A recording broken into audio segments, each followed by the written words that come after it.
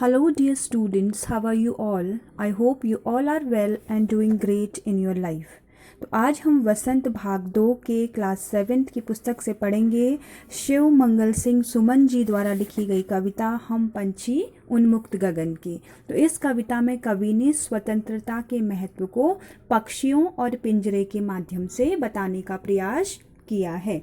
तो इस कविता में कवि कहते हैं, हम पंछी उन्मुक्त गगन के पिंजरबद्ध न गा पाएंगे, कनक तीलियों से टकराकर पुलकित पंख टूट जाएंगे। कवि कहते हैं कि पंछियों को उड़ना उन्मुक्त गगन में यानी कि खुले आसमान में उड़ना बहुत पसंद है। उन्मुक्त का अर्थ है खुले और गगन का अर्थ है आसमान। तो इन उन्मुक्त आसमान में उड़ना पक्षियों को बड़ा पसंद है और वे अगर पिंजरे में बंद हो जाएंगे, पिंजरबद्ध यानी कि अगर वे पिंजरे में बंद हो जाएंगे तो वे गाना नहीं गा पाएंगे, अर्थात उन्हें अच्छा नहीं लगेगा। कनक तीलियों से टकराकर, कनक का अर्थ है सोना, तो वे कहते हैं कि इन कनक तीलियों से यानी कि जो पिंजरा है उसकी जो तीलियां हैं वो चाहे सोने की क्यों ना बनी हो, हमें फिर भी पिंजरे के अंदर रहना पसंद नहीं होगा और इन तीलियों से टकराकर हमारे जो पुलकित यानी कि आनंदित पंख हैं वे टूट जाएंगे।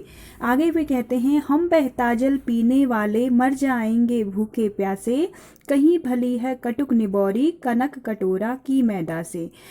पक्षी कहते हैं कि हम बहता जल पीने वाले यानी कि हम झरनों का, नदियों का बहता हुआ जल पीना पसंद करते हैं और हम अगर हमें ये बहता हुआ जल पीने को नहीं मिलेगा यानी कि अगर हमें स्वतंत्रता नहीं मिलेगी तो हम भूखे प्यासे रहकर मर जाना ज़्यादा बेहतर समझेंगे। लेकिन फिर भी हमें कहीं भली है कटुक निबौरी कनक कटोरा की मैदा से। कटुक यानी कि कड़वी, निबौरी यानी कि नीम का फल।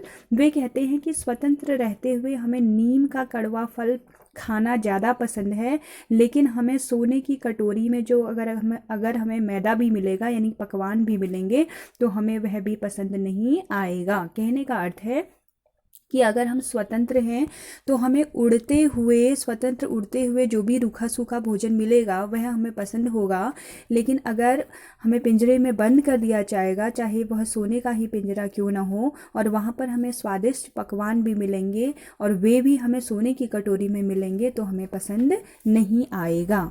स्वर्ण श्रृंखला के बंधन में अपनी गति उड़ान सब भूले, बस सपनों में देख रहे हैं तरु की फुनगी पर के झूले।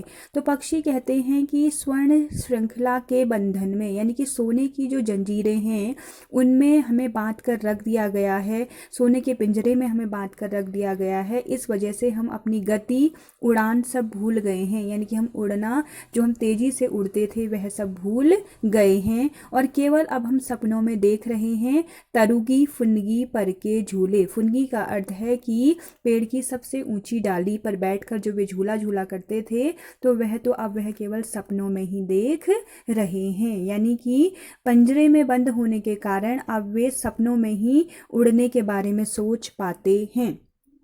आगे कहते हैं, ऐसे थे अरमान की उड़ते नीले नीले नभ की सीमा पाने, लाल किरण सी चोंच खोल चुगते तारक अनार के दाने।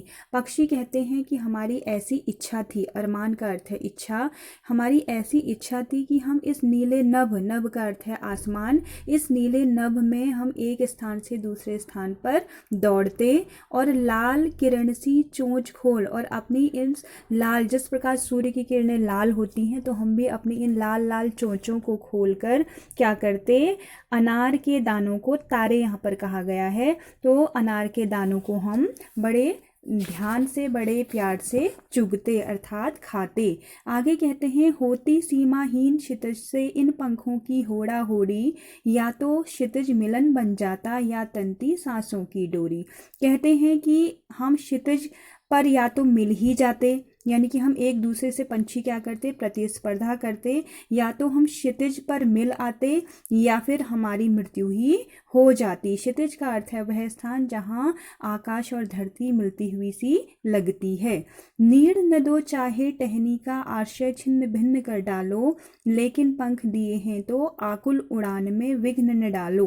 पंछी कहते हैं नीड़, हमें चाहे आप घोंसला न दो या हमारी टहनी में जो हमारा आश्रय है, घोंसला है, उसे तोड़ दो, लेकिन हे ईश्वर अगर आपने हमें पंख दिए हैं तो हमें हमारी उड़ान में विघ्न मत डालो, अर्थात हमें उड़ने दो। So this was the explanation for your chapter